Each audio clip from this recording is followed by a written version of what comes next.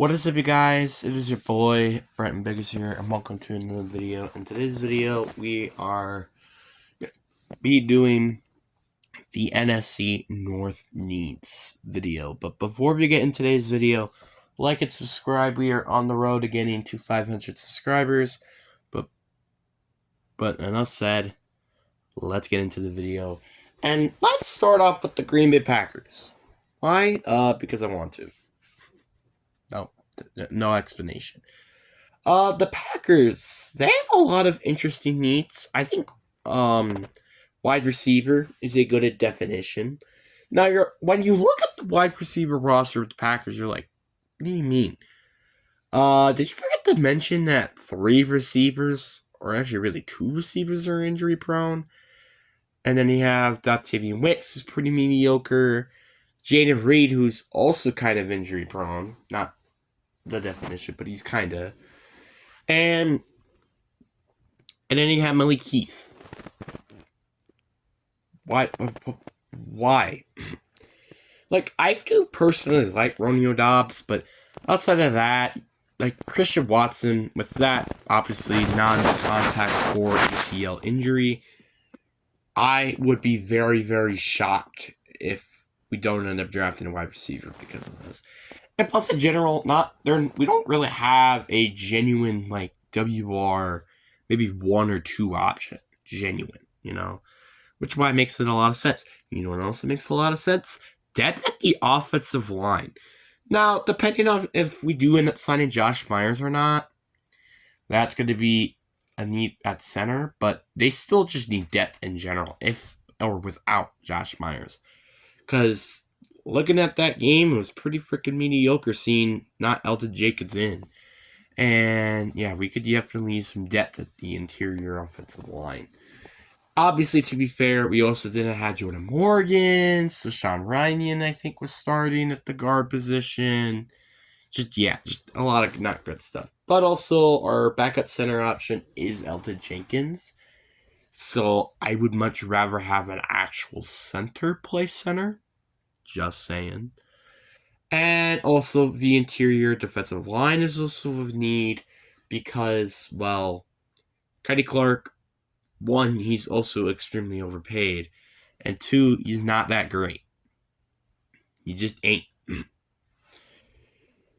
And also, I would say corner as well. Corner's another position of need. I like Corey Valentine, but he's not a CB1, and Jair is injury prone.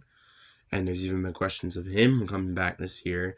And the edge position because of the lack of pass rush. Even though we were top 10 in pass rush, in terms of sacks, we were near the bottom in pressures. Now, we got the Chicago Bears. Offensive line. I don't know what else you got to say. Their offensive line was abysmal this year, allowing the most sacks ever and also being close to breaking David Carr's record. That's saying something.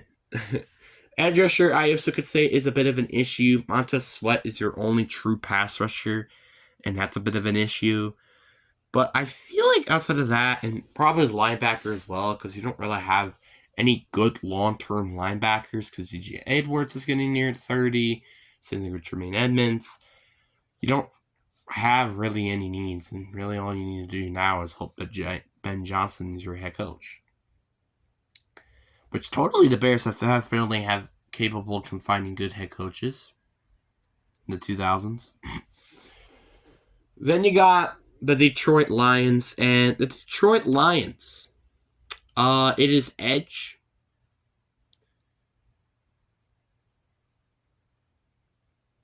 and offensive line, I feel like. Actually, I'm just kidding. I feel like it's kind of just edge. Edge is like their biggest issue with this team. Because, like, outside of Aiden Hutchinson, and this has been a good example, your defensive line is kind of garbage. Maybe getting another edge rusher or defensive lineman in the interior could significantly help your team. Maybe I might be pulling stuff out of my butt. Then you got the Minnesota Vikings. I think running back is definitely a position of need. Obviously, got Aaron Jones getting up there in age, but outside of that, like, you don't have anybody, so you kind of need to consider running back. Offensive line, also another big position of need, because your offensive line completely struggled. Yes, you get Christian Darrisaw back next year, but that's not going to fix your entire offensive line. Your defense has a lot of holes, like the interior defensive line, I think is a prime example. I think your linebackers can also use some improvement. No offense to Ivan Price Jr. And I think your secondary could use some improvement. Obviously, Harrison Smith there, but he's not going to be there forever, and you don't really have any great notable corners. So now let's talk about what every team should address. Packers should be able to address every position, but if they had to address one position, I would personally say probably the pass rush. So basically anything to improve the pass rush for the 2025 season. The Bears would probably be the offensive line because their defense is doing good enough as is. The Vikings is also going to be the offensive line because of how bad they did against, well, the Rams and the Lions. And the Lions will be edge rushers because guess what? If you don't have Aiden Hutchinson, you have to rely on somebody else that isn't named Aiden Hutchinson.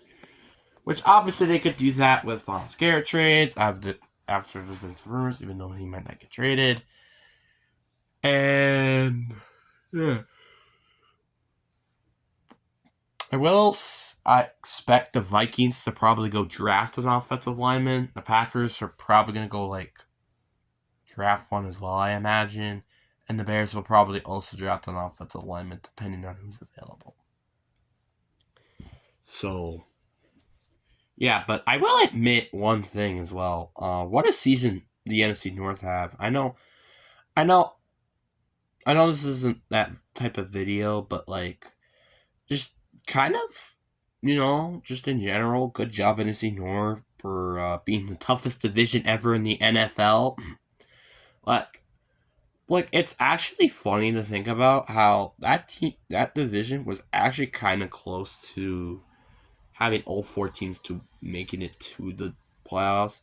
If the Bears just didn't have a crappy head coach and their offense could have actually not allowed 70 freaking sacks, they probably would have did very well and probably could have made it to the postseason. And the Packers, if it weren't for all the injuries, probably would have maybe beaten the Eagles. And obviously the Vikings, if they didn't learn how to choke in the wild card round, maybe they might not have been bad. And honestly, same thing with the injuries with the Detroit Lions. So, and honestly, in general, you could say the Packers and the Lions are just making sure that their team doesn't get freaking injured. But, hey, that's my opinion. The Vikings, I wouldn't really say so because they didn't really have a lack of injuries, and same thing with the Bears. The Bears was mainly just talent. But anyways, guys, I really do hope you guys enjoyed this video. Peace.